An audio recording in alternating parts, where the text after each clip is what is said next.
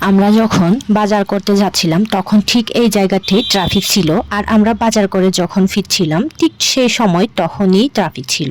এমনিতেই কিন্তু এখানে এতটা ট্রাফিক দেখা যায় না, হঠাৎ করে কি যেন হয়ে গেছে, মনে হয় বৃষ্টি ছিল, বৃষ্টি হওয়ার পরে পানি জমা হয়ে গেছে, যার কারণে এখানে অনেক বড় ট্রাফিক হয়েছিল।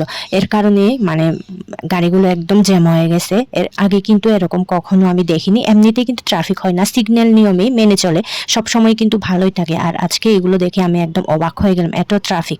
যখন আমি বাজারে যাচ্ছিলাম তখনও আমি দেখেছিলাম এই জায়গায় ট্রাফিক ছিল, কিন্তু কি কারণে সেটা জানতাম না। এখন মানে পানিটা দেখে বুঝতে পেরেছি যে মানে পানিটার কারণে গাড়িগুলো যেতে পারছে না দেখে এরকম ট্রাফিক হয়ে জমা হয়েছে। একবার আকাশের দিকে তাকিয়ে দেখুন, কেউ কিন্তু বুঝতে পারবে না যে একটু আগে এখানে বৃষ্টি হয়েছিল। বৃষ্টি হওয়ার কারণে কিন্তু ট্রাফিকটা হয়েছে। আর এখানে বৃষ্টি হলেও কিন্তু মানে থেমে যাওয়ার সাথে সাথে একদম এরকম হয়ে যায় আকাশের অবস্থা। এই কারণে আমার সব থেকে বেশি ভালো লাগে।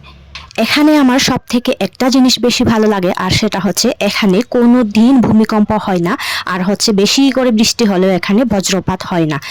আর বৃষ্টি হলেও পানি জমা থাকলে বেশিক্ষণ থাকে না, কিছুক্ষণ আধা ঘন্টা 1 ঘন্টা পরে কিন্তু সেরে যায়, বেশিরভাগ সময় এরকমই হয়। আর রাস্তাঘাটগুলো এত সুন্দর, মানে সব সময় মানে গাড়িতে চললেও এত শরীর ব্যথা হয় না। আর আশেপাশে ডান সাইডে বাম সাইডে সবসময় দেখা যায় কিন্তু গাছপালা বেশি। আর যতই বিল্ডিং থাকুক না কেন গাছপালা বেশি, রোদগুলো অনেক বড় বড়, এত সুন্দর রাস্তাঘাটগুলো মানে দেখলেই এমনি বিদেশের মতো লাগে। এখানে ভূমিকম্প না হওয়ার কারণ হচ্ছে এটা নাকি দিল্লি, মুম্বাই, কলকাতা থেকে অনেক অনেক অনেক উঁচু পাহাড়ে, যার কারণে এখানে কোনোদিনই ভূমিকম্প হয় না।